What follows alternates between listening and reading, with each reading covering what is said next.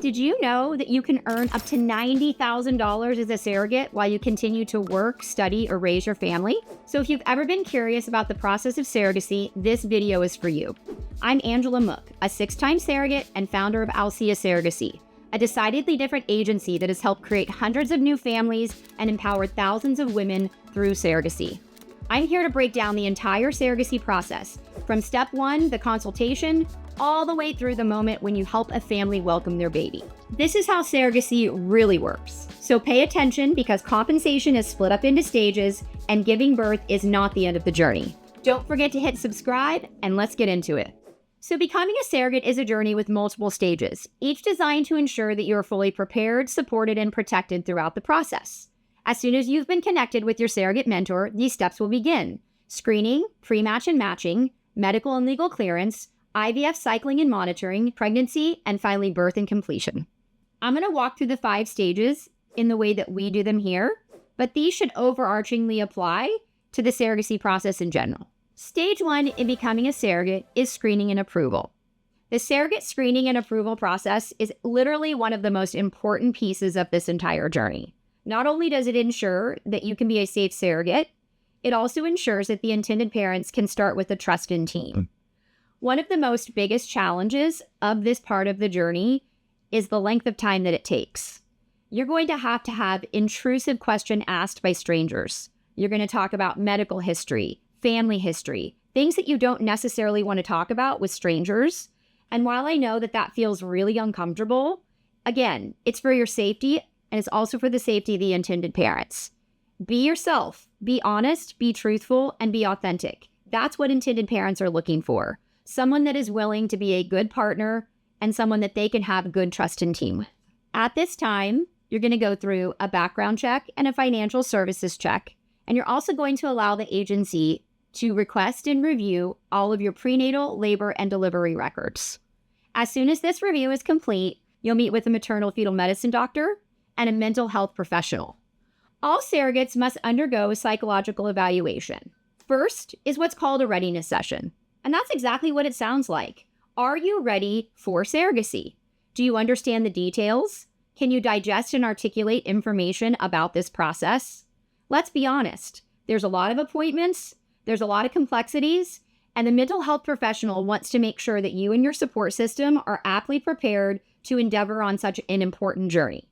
It's simple, it's relatively low-key, and as long as you're honest, it should be nothing that any candidate is worried about. Talk about yourself, talk about why you'd like to be a surrogate, and talk about your support system. And I'm sure that mental health professional will understand all of the reasons you'd love to help another family. In addition to a mental health evaluation, the next step of your psychological evaluation is going to consist of what we call a personality assessment inventory. This is a proctored test in which the practitioner will ask you a series of questions and get answers about how you live your day-over-day life. This is going to give both that professional and the agency some insight into characteristics about your life, how you solve problems, how you resolve conflict, and who is your true support system. It's very important that you answer these questions honestly. Not only does it help us understand that you're a safe surrogate, it also gets us insight into your personality so that we can match you with the most ideal intended parents. All of these steps serve to ensure that you are a safe candidate for an IVF pregnancy. Finally, you'll work with our team to put together your profile, your compensation, and we'll ensure that we understand what you're looking for in your intended parents. Once we have this full package of pre-screening, it's time to send it to a clinic and have them confirm that you are safe to pursue a surrogacy journey. Stage 2, matching and selecting your intended parents. The first step of the matching process is going to be your pre-match consultation. Your pre-match consultation is a very intentional exercise in which you're going to spend time with an Alcea employee really digging into what you're looking for in your intended parents. Do you want a straight couple, a queer couple? Do you have restrictions about whether they're older or younger? Have they had children before? Geographics, compensation. We really want to get to know you, just like we're getting to know the intended parents, so that our matching coordinator can put all of these pieces together perfectly, and you can end up with the best possible match. Step 2 is going to be the matching process. Matching is very important. After all, once you're pregnant, you have no recourse. You have to work diligently with this person, and you have to find a way to communicate with one another.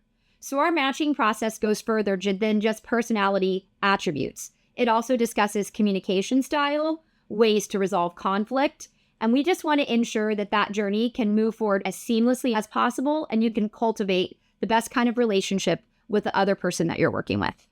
We're going to take your profile and the intended parent's profile and exchange them and give you some time to talk to your support system about if this is the right intended parent for you. In the event that it is, we're going to have a match agreement signed. We're going to send all of your records to the IVF clinic. And as soon as your intended parent's IVF clinic has approved, it's time for your match meeting. It's something that we get so many questions about. Everyone is nervous. Everyone is trepidatious. It's kind of like speed dating on crack. You're going to go from speaking to someone and having a baby with them after only one conversation. First and foremost, know that your match call is facilitated by a mental health professional. The mental health professional is going to ask some general questions of all parties. You're going to take some time to get to know one another. You can ask questions of them. They can ask questions of you. And most importantly, the mental health professional will answer the important questions to ensure that you're all on the same page about very important topics of the journey. Things like relationship, things like termination, things like how often the intended parents plan to attend medical appointments. All the things that you really want to know up front, you're on the same page about before you move into such a critical journey. And if at the end of that meeting, and everyone can confirm it's a match, you'll then move on to having your intended parents open up escrow, on board with the agency, and the next exciting step of going to their IVF clinic for medical clearance in person. The biggest challenge of the matching phase is really people's intuition in not listening to their gut. And what I mean by that is this. People want to make this work.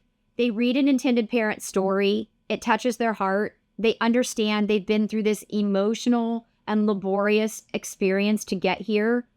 Intended parent stories are often filled with a very long road of heartbreak. You read that story and you really want to help them. Then you get onto the call and there just isn't a connection. There's a feeling of guilt sometimes. There's a feeling of, oh, but I really want to help this couple. One of the most difficult challenges, and actually one of the things that you can do to really be a strong surrogate, is to listen to your gut and understand that if you did not resonate with that particular intended parent, there's going to be another with just as touching of a story that when you get onto that matching call, you're going to feel excitement, connection, and you're going to know that these are your people. So please don't be afraid to say no. Step 3 is medical and legal clearance all the way through embryo transfer. The first thing you'll do after a confirmed match is travel to your intended parent's IVF clinic for your in-person medical screening. First and foremost, you and your partner, if applicable, are going to have to go in for blood work to ensure that you meet FDA requirements. This means that you've not been exposed to toxins or any kind of infectious disease in the past that might not be compatible with the intended parent's embryos. Secondly, all surrogates will need to undergo both drug and nicotine testing. That's to ensure that you are not partaking in tobacco products, but there's also not any tobacco products in your home in which you are exposed to secondhand smoke. The IVF doctor will also insert a small camera into your uterus to evaluate the health of your uterine lining.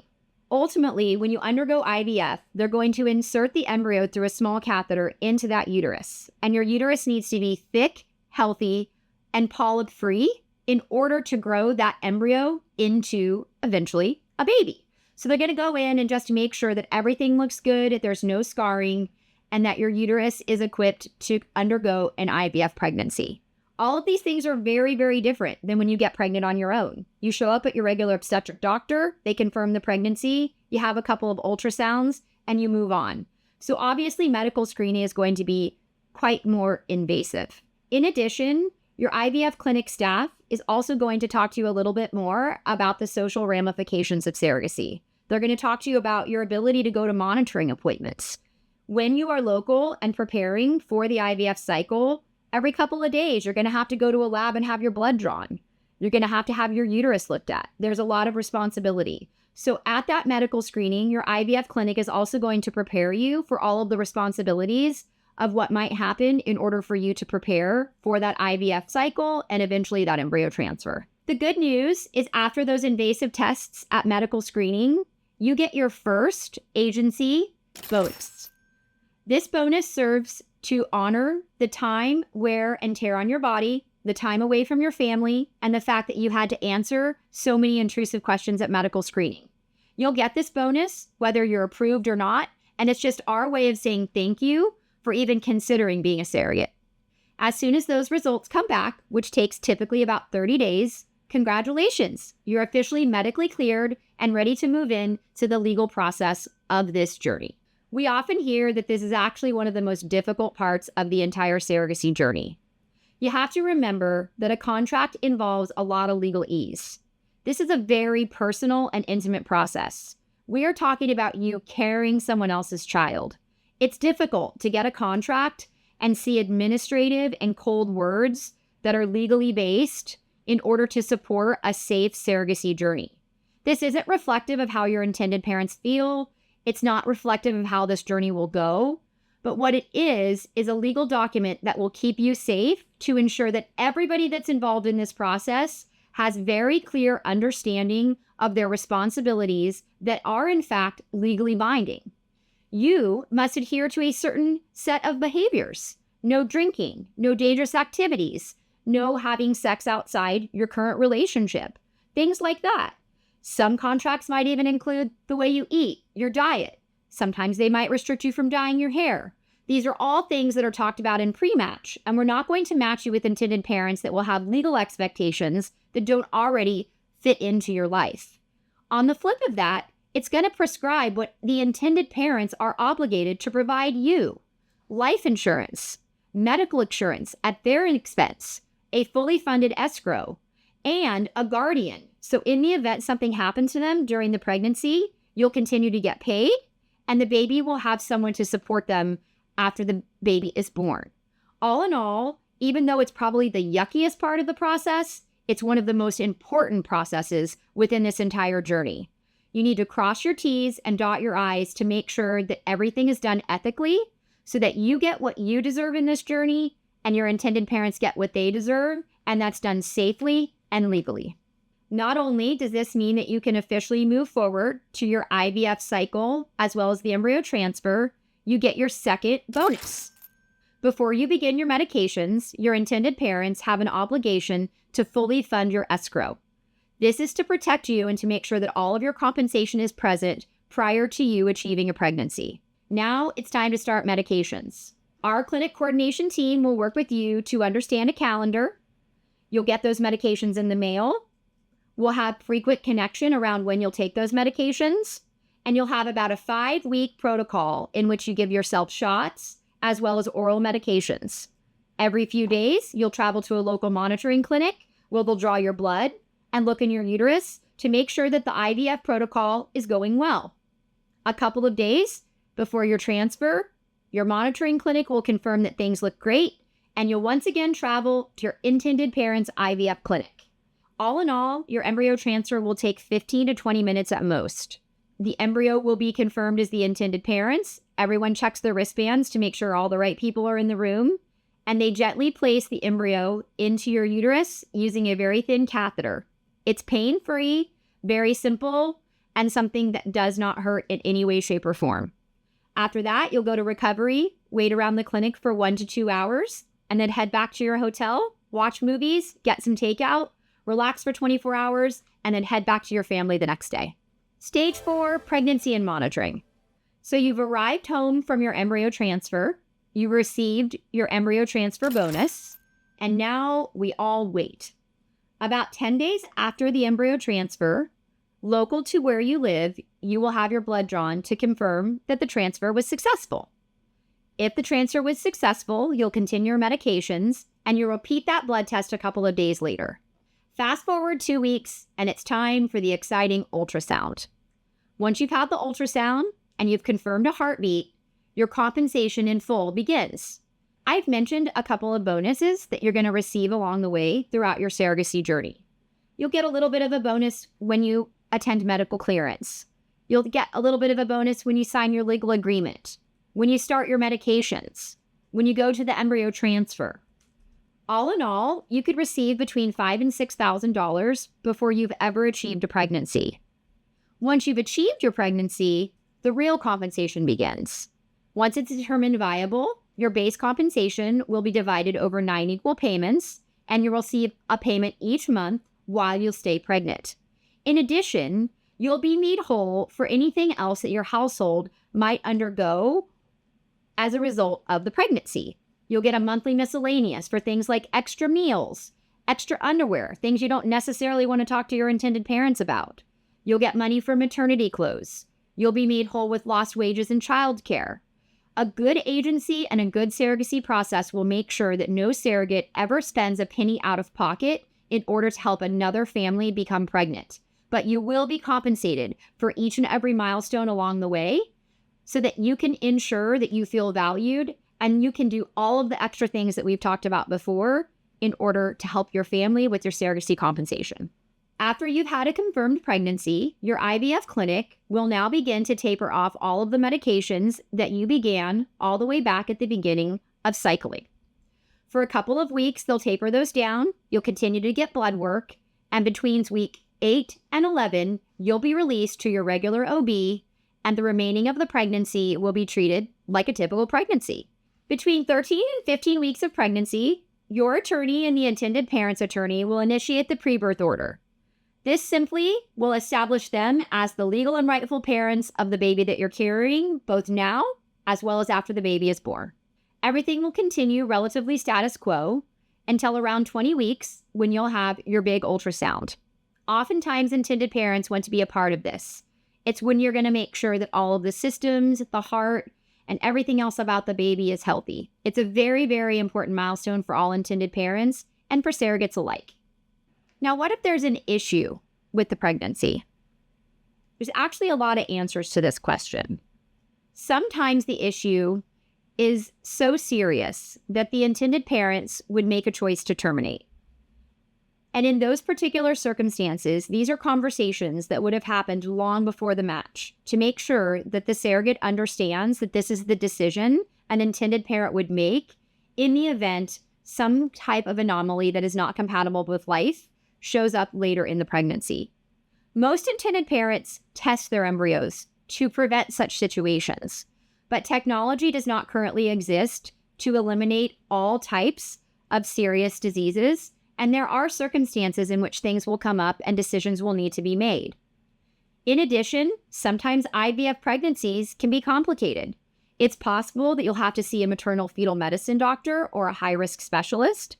It's possible that you'll need a C-section. The good news is that all of these things are things that you have a support system with your agency, with your care team, and with your intended parents. And all of us will work together to not only keep the baby safe, but most importantly, keep you safe throughout the duration of this journey. Step 5, birth and postpartum. The final stage of your surrogacy journey is the long-awaited birth and postpartum process. The agency will work with both you, the intended parents, and the hospital to aptly prepare everyone for what will happen when you arrive for labor, delivery, and birth. Please know that you'll have autonomy here. You'll have the ability to make decisions about who is in the room, who is not in the room, and how much access the intended parents have to you up until the time that the baby is born. But let's be honest, this is what everyone has been working and striving for so very long. So please know that your intended parents will be excited, anxious, and nervous, just like you. Once the baby is born, everyone will adhere to the birth plan. Typically speaking, the intended parents will leave the room and bond with their baby in another room while you recover with your support system.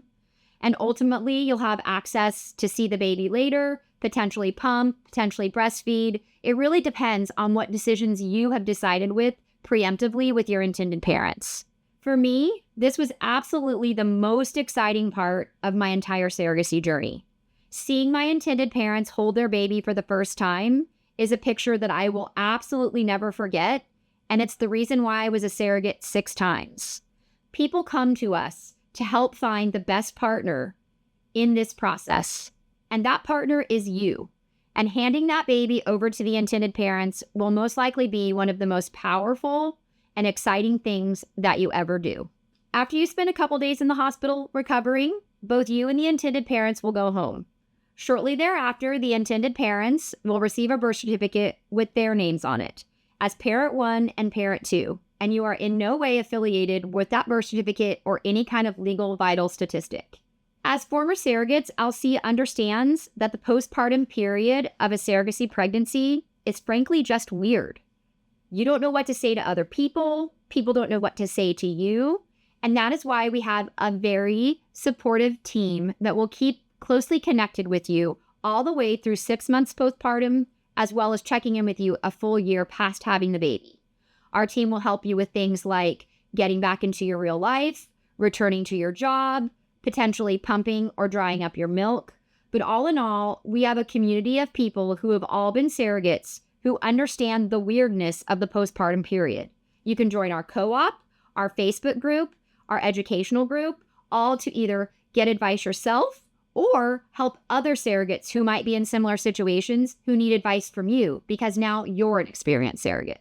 In addition, your intended parents must keep your escrow account open so that they are responsible for all lingering bills from the time that you have your labor and delivery through 1 year postpartum. It's really important to remember that even though you're not taking home a baby, your body is still recovering from a very traumatic thing: pregnancy, labor, and delivery. Your body is still going to go through all of the typical recovery stages, and that's inclusive of hormone ebbs, flows, and crashes. Our surrogates often report the same exact emotional feelings after having a baby as their own versus a surrogate. I've been a surrogate 6 times, and I can remember day 3, day 5, having spells of crying, feeling sad. I never missed the baby, but I definitely missed and started to mourn the relationship I had with my intended parents, as well as the journey as a whole. So now you know surrogacy isn't just about carrying someone else's baby. It's a carefully structured journey with milestones, protections, and life-changing compensation along the way. If this is something you're considering, click the link in the description to learn more. And if this sparked your curiosity, then watch the next video, because it's got everything you need to know before becoming a surrogate, like medical qualifications, lifestyle considerations, and what happens to your sex life.